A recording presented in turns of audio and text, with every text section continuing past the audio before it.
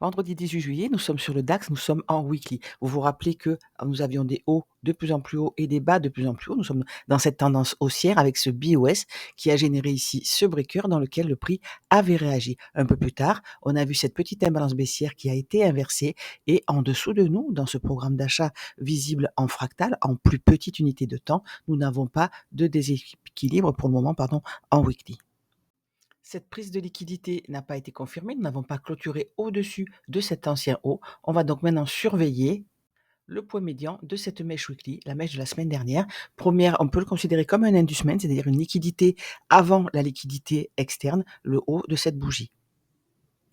La fractale du weekly étant le H4, on peut constater que les niveaux que nous venons de remarquer en weekly se reportent sur notre graphe, donc en H4. Plusieurs choses sont apparues sur ce graphique H4. En premier, ce Fibo. Pourquoi je l'ai tracé ainsi? On a cassé le dernier haut disponible ici.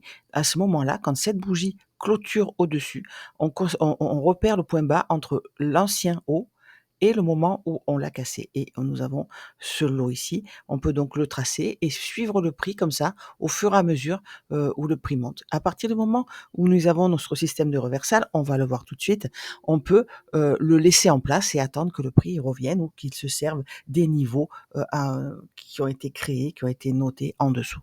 Pour le H4, ce reversal ici a eu lieu en interne. On voit qu'on a créé ces equal high et quand on est remonté comme ça sur cette liquidité, entre ces deux moments, on a créé ce lot et la bougie a violemment clôturé en dessous en créant cette imbalance baissière et au passage en inversant cette dernière imbalance haussière de la trend. Pourquoi ce reversal? Mais déjà pour passer en discount, on a notre équilibrium qui est ici, on voit que le prix a été le chercher et ensuite nous avons eu ce reversal. On y reviendra tout de suite, juste avant de constater que ça s'est passé évidemment dans un OTE et si on follow l'order flow, on va constater quelque chose. Cette bougie-là, donc le lot, on a vu comment on l'a repéré, a créé ce trend baissier qui a été retracé à la hausse et en faisant de ces deux bougies baissières un order block. L'order flow, l'argent est sur cette bougie, cette trend baissière est venue voler l'argent qui était sur cette extrémité-là. Donc dorénavant, à partir du moment où on casse à la hausse, on repère cet order block comme contenant l'argent, la tirelire est placée là. Et regardez ce que fait ce retracement, il se reconnecte à cet argent et il casse à la hausse, ce qui fait de cette trend baissière un nouvel order block et surtout, l'argent s'est déplacé à ce niveau-là.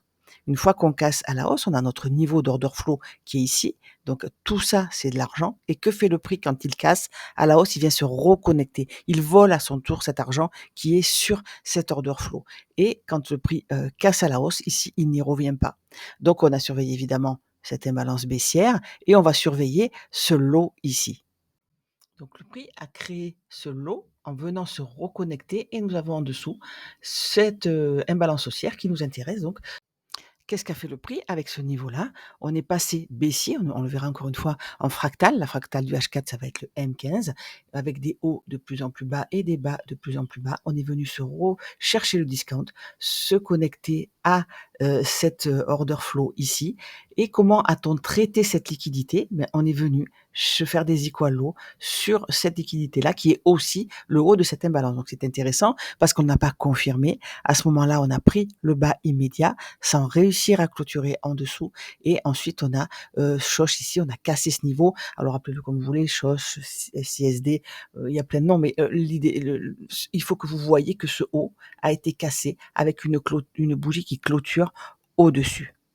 Donc, que nous dit cet order flow? Que le prix n'a pas eu besoin d'aller plus bas parce que l'argent était à ce niveau-là de prix sur cet order block, sur cette liquidité et dernier rempart, puisque ICT nous enseigne qu'il y en a toujours trois, cette imbalance ici, on voit qu'on ne l'a pas encore, on ne l'a pas atteint. Cette prise de liquidité ici nous donne aussi d'autres informations. Elle nous dit: «J'ai pris cette liquidité, j'ai été me rééquilibrer dans mon order flow. Là, j'ai volé l'argent qui est maintenant sur ce niveau-là et le prix inverse cette imbalance baissière ici». Je vous rappelle, 3 bougies avec un vide au milieu, c'est une imbalance. C'est un déséquilibre que le prix veut rééquilibrer. Soit on vient le chercher et on clôture sous son point médian pour continuer à la baisse, soit on le ferme et ça nous donne une indication, de reversal. Surtout quand, comme ici, on a cette, configuration-là. Et regardez, le prix va rechercher ce market shift. Quand on a cassé cette structure, donc là, ce n'est qu'une prise de liquidité, nous sommes en H4.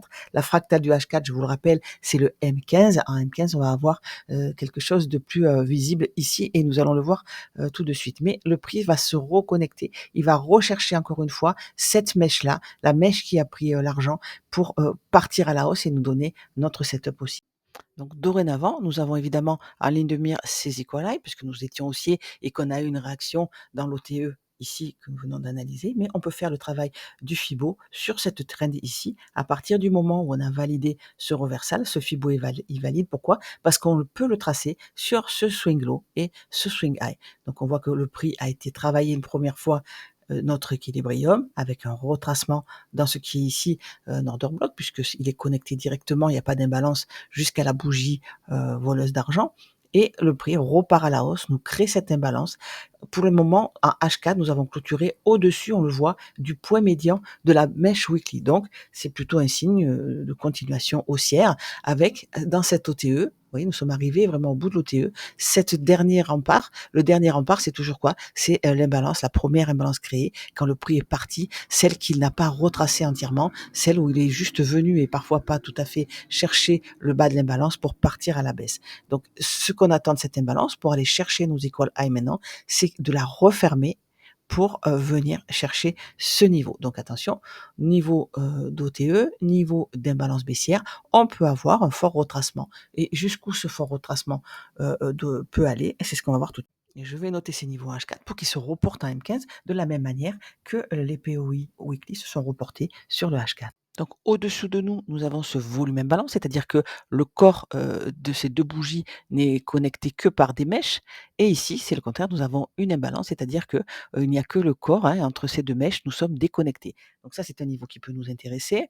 Et la question est, est-ce que cette H4 actuelle va nous laisser une imbalance ou va-t-elle se reconnecter avec le haut de la bougie précédente? Donc là, on s'enfonce dans le corps de la bougie précédente et à partir du moment où le prix va passer au-dessus de ce niveau-là, on pourra considérer qu'on va chercher un POI au-dessus de nous. Quel est-il? Eh bien, ça va être le point médian de cette imbalance ici. Donc on peut d'ores et déjà faire le travail du Fibo, mais ce haut-là n'est pas validé. Il n'est pas validé, nous n'avons pas de confirmation baissière et encore une fois, on est passé au-dessus du corps de la bougie précédente, donc on va viser pour moi le point médian de cette imbalance. Au-dessous de nous, je vous le rappelle, le niveau hypothétique de reconnexion avec ces pointillés, ce volume imbalance, cette imbalance et celle-ci, la grande imbalance créée ici, c'est celle sur laquelle nous ne sommes pas revenus. Donc si le prix nous fait un plus haut, mais on va suivre tout simplement notre Fibo et au moment où nous aurons un reversal, eh bien, on aura un low, un high avec un équilibrium et tous les niveaux qui nous intéressent avec l'OTE, par exemple. Petit passage en daily pour marquer le plus haut et le plus bas de la bougie précédente avant de passer à M15, la fractale du H4. Qu'est-ce qu'on constate? Que le plus haut d'hier est en confluence avec notre point médian de la mèche weekly. Je vais donc en enlever un des deux parce que ça ne sert à rien de surcharger les graphiques. On sait que ce niveau va être un niveau important.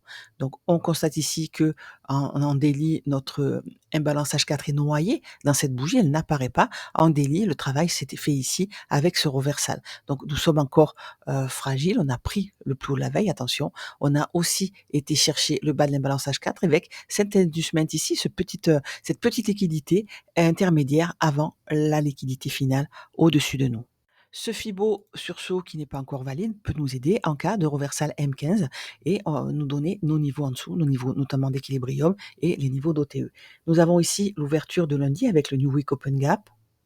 Donc cette semaine a commencé lundi et évidemment notre calendrier économique. Qu'est-ce qu'il nous a dit? Il nous a dit que nous avons 3 jours d'annonce, la dernière étant aujourd'hui à 14h30, mais que la plus importante était sans aucun doute le PIB de mardi et que c'est souvent lui qui génère, qui enclenche le mouvement de la semaine.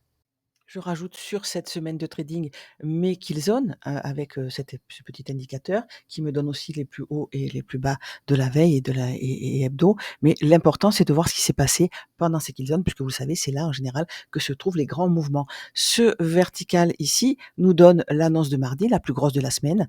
Là, c'est l'annonce de mercredi et cet après-midi, nous en avons encore une autre ici. Et regardez, comment on peut voir, regardez comment les marchés sont manipulés.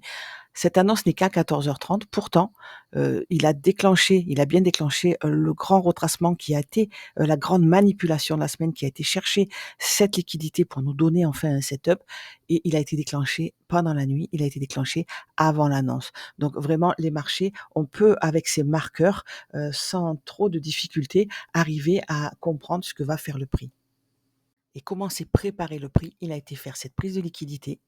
En cassant ce niveau, on constate qu'entre les 2, on avait ce lot. On a clôturé en dessous et tout ça pendant l'Asian pour aller repartir en premium chercher cette mèche ici qui doit se comporter comme un order block et là, on casse à la hausse et pendant l'annonce est à ce moment-là, on crée un plus haut, on va chercher cette liquidité, on va chercher ce niveau-là avant de nous laisser un beau setup pendant la kill zone de New York. C'est tout ce qu'on aime, hein, ce setup. Regardez, on a tout notre travail qui a été fait en amont et là, on finit avec une imbalance créée avec une impulsion au niveau du market. Donc ça, c'est très, très important. On n'a plus qu'à surveiller cette prise de liquidité pour aller viser ici le lot, la liquidité en dessous de nous. C'est ce que fait le prix. Il met un peu de temps, mais il le fait quand même. Plus tard dans la semaine, on voit qu'ici, on a eu notre deuxième annonce. Regardez ce que fait le prix pendant mercredi. On va rechercher ce niveau, on le casse et là, encore une fois, on a un choche ou SISD ou n'importe comment vous l'appelez, mais le principal, c'est que vous ayez compris le principe et là, on part à la hausse. Regardez, le prix revient dans l'après-midi chercher ce niveau. C'est là qu'il fallait être très confiant de ce setup-là et du niveau HTF qu'on a vu précédemment sur lequel nous l'avons fait. Nous sommes en M15 et que nous dit l'order flow de la même manière que nous l'avons vu en H4. Le dernier haut notable que nous avons cassé, c'est celui-ci. Pourquoi? Parce qu'il a été se retracer cette imbalance et se reconnecter à ce market shift en créant un plus bas qui est ensuite cassé à la hausse. Vous voyez que quand on a créé ces niveaux, on n'est pas revenu vraiment dans une imbalance. Donc l'argent était ici. Nous cassons à la hausse, on se reconnecte ici. Nous cassons à la hausse, on se reconnecte ici. Et là, plus rien est connecté. Et ça tombe bien, c'est notre niveau hypothétique de reconnexion avec le prix, celui qu'il peut atteindre pour repartir à la hausse. Donc, sur ce niveau-là, qu'est-ce qui nous intéresse? Ça tombe bien, c'est le point médian de l'Asian. Et souvent, le DAX, que fait-il? Il va nous créer une liquidité autour de son point médian et au moment de l'open, il va chercher, même si ensuite il repart à la hausse. Donc là, nous avons une prise de liquidité. Entre ce point-là et le moment où nous l'avons pris, on a créé ce lot et nous allons voir, on ne sait pas encore, il reste 2 minutes 42 à cette bougie M15 pour savoir si on clôture en dessous. Si on clôture en dessous, je vais avoir les yeux rivés sur ce niveau-là et sur l'imbalance qu'il y a en dessous, pour voir comment il travaille ce qui doit se comporter comme un order block, c'est-à-dire ces 2 bougies baissières, pardon. Donc si le prix respecte ce niveau avec un setup long, je pourrais très bien être capable de l'acheter pour aller chercher quoi? Pour aller chercher ici, le point médian de cette imbalance. Je vous rappelle qu'à long terme, moi, je vise, le plus haut en dessous, la liquidité, historique au-dessus de nous. Mais s'il ne le fait pas, si on mitige cette imbalance, bien en dessous de nous et qu'on passe sous, ce niveau-là, hein, je reviens pas dessus, on peut très bien aller chercher ce niveau-là et celui-ci. Donc tout en surveillant comment se comportent ces 2 bougies baissières. Pourquoi? Alors, quand, un order block comme ça, génère un order block comme celui-ci, c'est-à-dire qu'on se reconnecte pour que et que la liquidité passe là, on tolère, ça c'est ICT qui le dit, c'est que la liqui que la une mèche aille chercher le point médian de l'order block d'origine.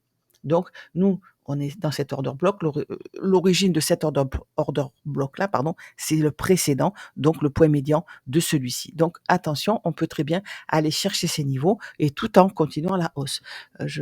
Faut se méfier parce que je vous rappelle qu'on a non seulement cette grande liquidité au-dessus de nous, mais aussi ces equal high. Donc ça attire le prix. Et qu'est-ce qui va nous donner cette indication? C'est cette imbalance baissière. Donc nous n'avons pas réussi encore à aller chercher son point médian. On va voir si le prix peut le faire d'ici l'open. Et sinon, nous avons nos niveaux à surveiller en dessous, celui-ci, et nos niveaux à surveiller au-dessus.